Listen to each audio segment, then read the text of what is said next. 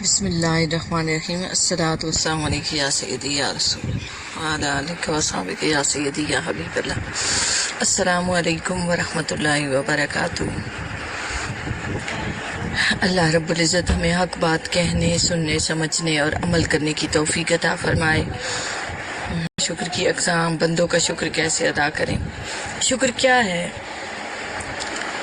جب کوئی ہمیں کوئی انعام دیتا ہے، ہم پر کوئی احسان کرتا ہے، یہ چونکہ ایک بندے کے ذات کے متعلق خاص ہو جاتا ہے، اپنے متعلق خاص ہوتا ہے، تو جب مجھے احساس ہوتا ہے کہ فلاں شخص نے مجھے یہ انعام دیا ہے، مجھ پر احسان کیا ہے، میرے لیے یہ خدمت سر انجام دی ہے، تو دل میں جب اس کا احساس آتا ہے تو قلب سلیم میں ایک احساس سے تشکر جنم لیتا ہے کہ ہاں واقعی اس نے یہ میرے لیے کیا ہے۔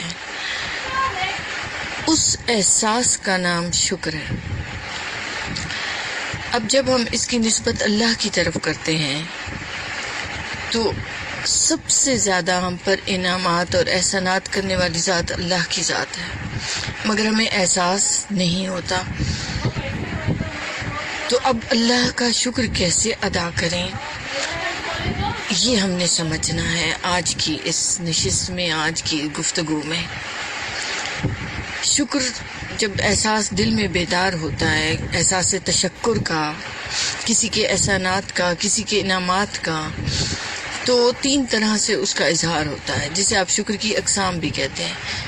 اسے میں انتہائی اختصار سے اور جامع طریقے سے آپ کے سامنے رکھوں گی تاکہ آپ لوگ چونکہ سمجھنے والے ہیں تو جلدی ٹائم میں زیادہ باتیں سمجھ سکیں۔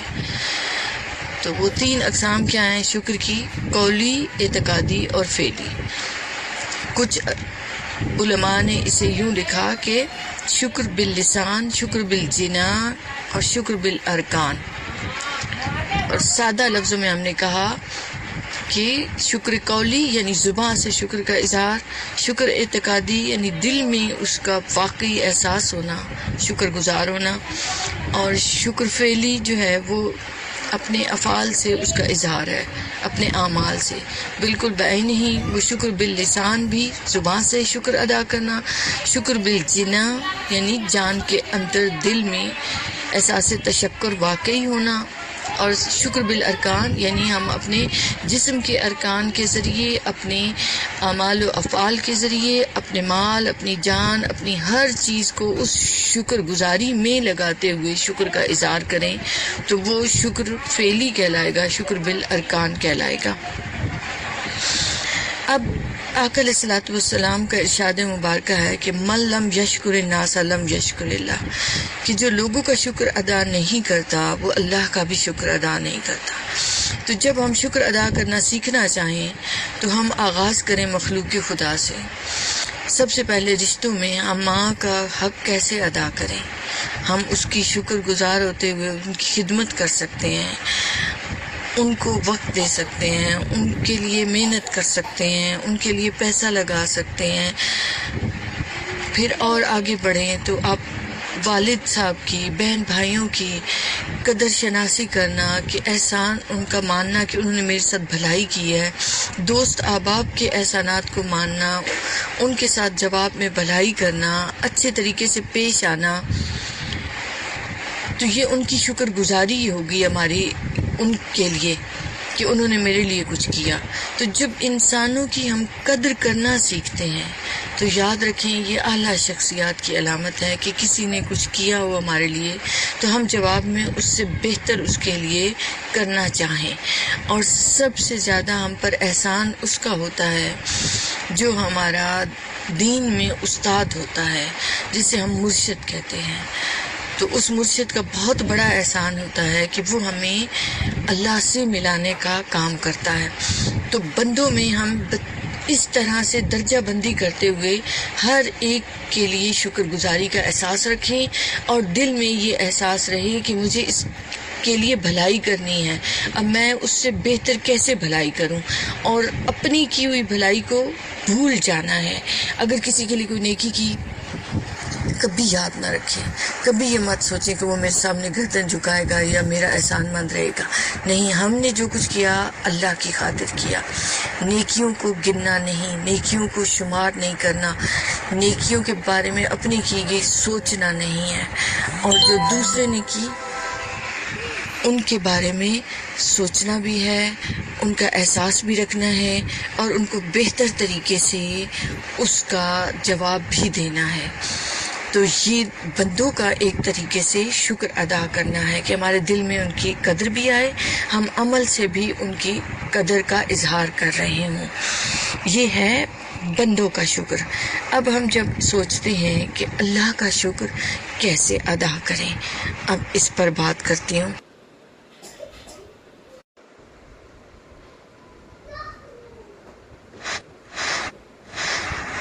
اللہ رب العزت نے قرآن مجید میں ارشاد فرمایا لَإِن شَكَرْتُمْ لَأَزِيدَنَّكُمْ، کہ اگر تم میرا شکر ادا کرو گے تو میں تمہاری نعمتوں میں اضافہ کروں گا. اب اس پر ڈاکٹر صاحب نے بڑا اچھا لکھا ہے. آپ فرماتے ہیں کہ دیکھیں 5 چیزوں میں اللہ نے استثناء سے کام لیا کہ وہ اللہ کہتا ہے کہ بخشش کرنے میں کہ میں جس کی چاہوں بخشش کروں، یغفر لمن یشاء. روزی دینے میں اس نے کہا یرزق من یشاء، جسے چاہتا ہے روزی دیتا ہے.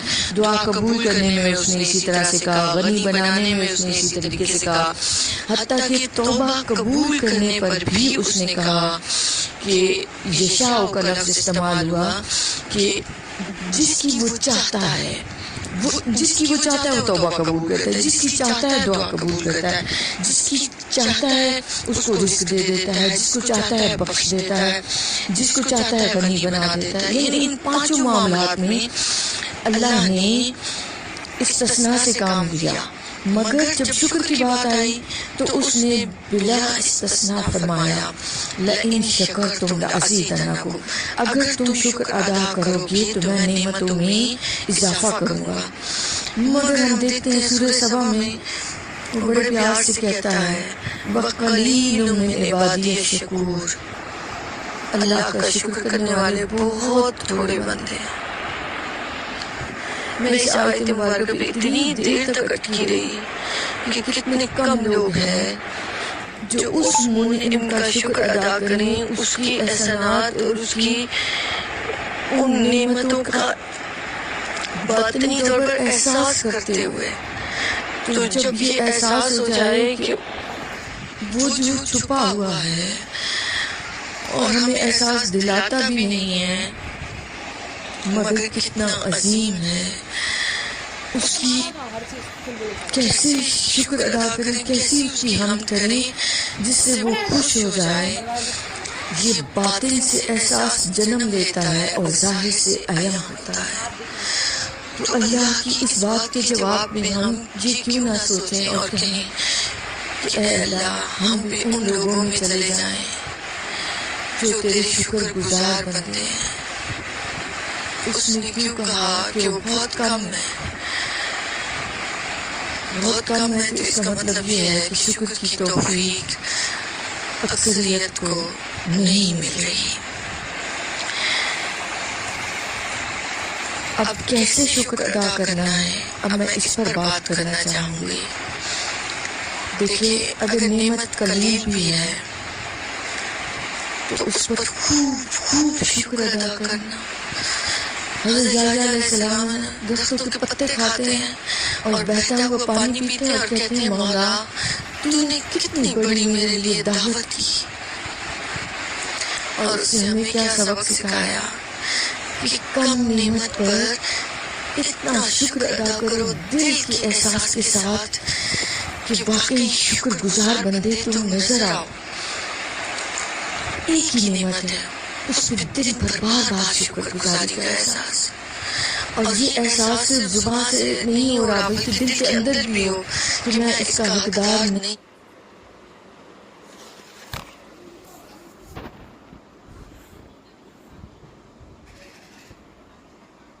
تھا. مولا تو نے مجھے جتنا کچھ دیا میں کب اس قابل تھا کہ اس نعمت کو لے سکتا. تو بار بار اس شکر کا دل میں احساس اجاگر کرنا اور زبان سے اس کا اظہار کرنا، اور اظہار ہی شکر کا حمد بن جاتا ہے۔ اب دیکھیں، حمد اللہ کی کرتے رہنا بذات خود ایک عبادت بھی ہے، اور فرمان نبوی ہے کہ الحمدللہ علی کل حال، ہر حال میں، طبیعت پر، وقت میں، جو بھی لمحہ آتا ہے، مگر ہم ہر صورت میں، ہر لمحہ میں اس کی تعریف کر رہے ہیں، اس شکر کے احساس کے ساتھ۔ اب جب ہم نے کہا کہ اللہ کی چھوٹی نعمت پر بھی اس کا زیادہ شکر ادا کرنا ہے، وہ بھی بہت بڑی نعمت ہے ہمارے لیے، ہم نے یہ احساس رکھنا ہے، یہ کم نہیں ہے۔ اور دوسری جو بہت خاص بات ہے وہ یہ کہ جس کو عام علماء نے بیان کیا کہ دنیا میں پیچھے رہ جانے والوں کو دیکھو، بھی شکر ادا کرو۔ اگر ہمارے پاس گاڑی ہے تو ہم پیچھے رہنے والے بائک والوں کو دیکھیں، اگر ہمارے پاس بائک ہے تو ہم سائیکل والے کو دیکھیں، اگر ہمارے پاس سائیکل ہے تو ہم دیکھیں کتنے پیدل جا رہے ہیں، پیدل ہم چل رہے ہیں تو ہم ان کو دیکھیں جن کی ٹانگیں بھی نہیں ہیں۔ یعنی دنیا میں ہم پیچھے رہ جانے والوں کو دیکھیں تو احساس تشکر رہے گا، اور دین میں ہم آگے بڑھنے والوں کو دیکھیں، آگے رہنے والوں کو دیکھیں، اور آگے بڑھیں اور زیادہ شکر ادا کریں۔ اب جو میں بہت خاص بات کہنے والی ہوں،